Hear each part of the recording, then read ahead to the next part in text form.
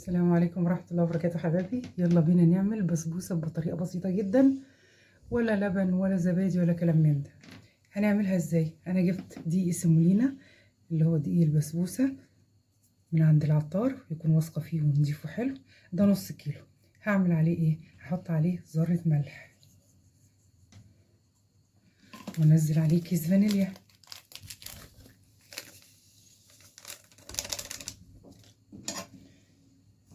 وادوب كده.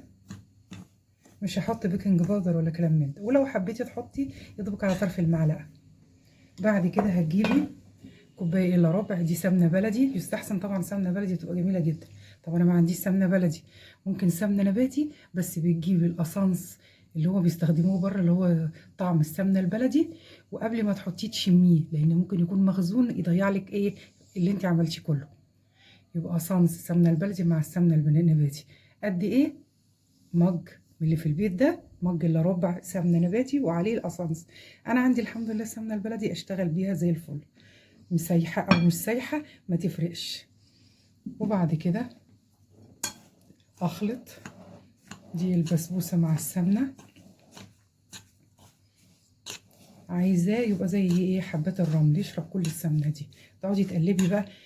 هو هنا حلو الكلام لغاية كده. اتشربت السمنة بتاعتي اهي، وريحة السمنة البلدي ما شاء الله.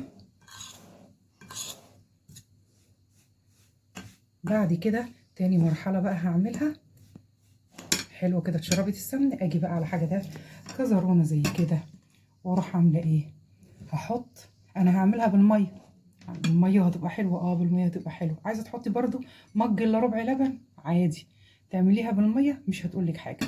يبقى هاجي هنا واحط برضو مج الا ربع من الميه، وهضيف عليه نص مج، نفس المج المعياري بتاعنا ده، سكر.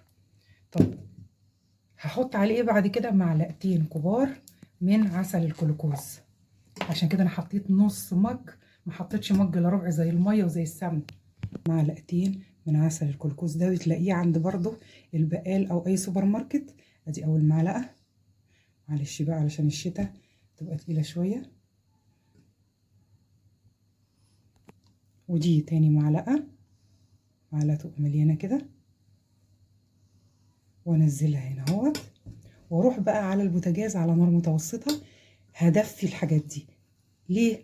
على اساس ان السكر يدوب في الميه وعسل الجلوكوز يفك، يبقى زي السائل كده زي الميه. على نار هاديه نشتغل.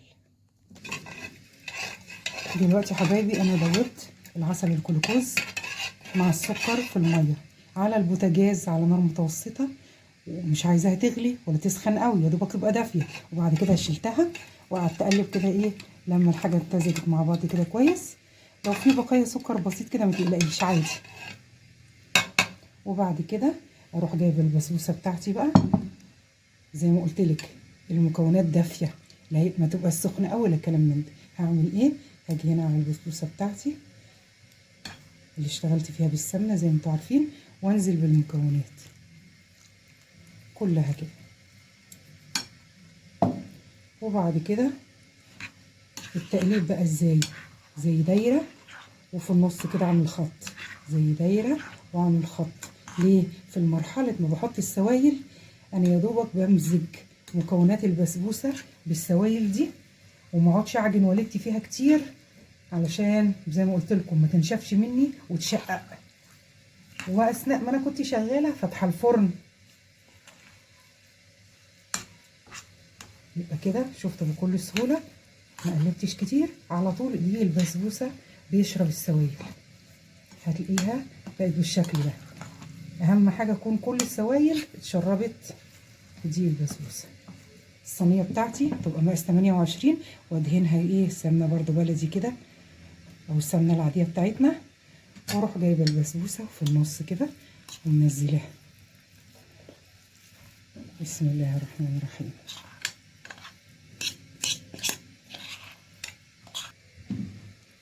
وبظهر المعلقه كده بالراحه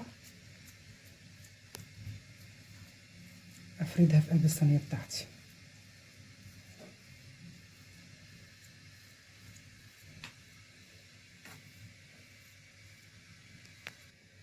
دلوقتي يا حبايبي ضرب معلقه زي ما قلت لكم مع خبطتين كده 3 اتفردت بقت كويسه اهي، سمكه حلو. نعمل ايه بقى؟ هندخلها الفرن.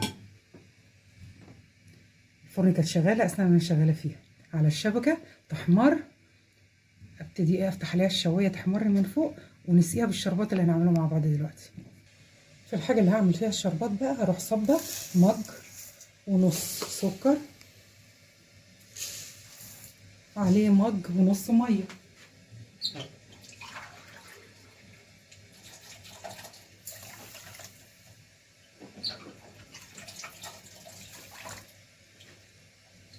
وهضيف له معلقه كبيره جلوكوز اللي هو الشربات،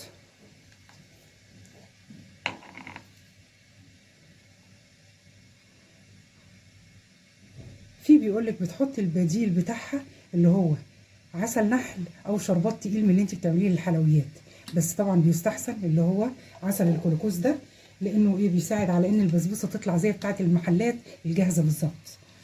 وهحط دلوقتي معاها يا اما كام نقطه فانيليا سايبه او كيس فانيليا،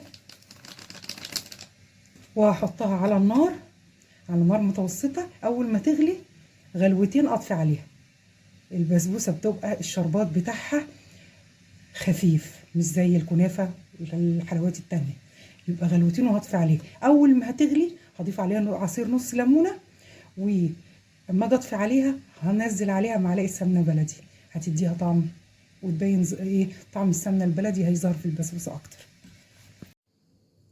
دلوقتي حبايبي بعد ما طلعت من الفرن ما شاء الله شكلها ممتازه اهي، نجيب الشربات بتاعنا يكون سخن برضو وننزل. سامعين الفوران؟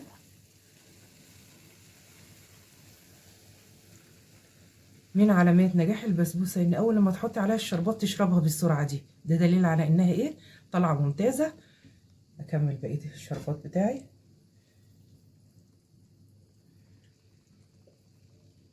لو تلاحظوا عماله تشرب، ده دليل على ان ايه البسبوسه بتاعتنا ناجحه. اكمل بقيه شرباتنا، سقيتها المقدار كله بتاع الايه الشربات. هسيبها بقى كده ان شاء الله شربتها اهو على طول، مجرد بس ثواني شربت المقدار كله. طبعا عشان تطلع القطعه حلوه متماسكه بتسيبيها مش على الاقل ساعتين، ويستحسن لو كانت البسبوسه كمان تبات بتبقى طعمها جميل تاني يوم. هنسيبها بس تهدى من السخونيه دي واقطعها ونشوفها مع بعض. ودلوقتي حبايبي اديني مرت ربع ساعه ولا حاجه، قطعت قطعه منها. بصوا الطريان جميله ازاي ومرمله وطعمه، طبعا جربوها تعجبكم. دمتم بصحه وعافيه، والسلام عليكم ورحمه الله وبركاته.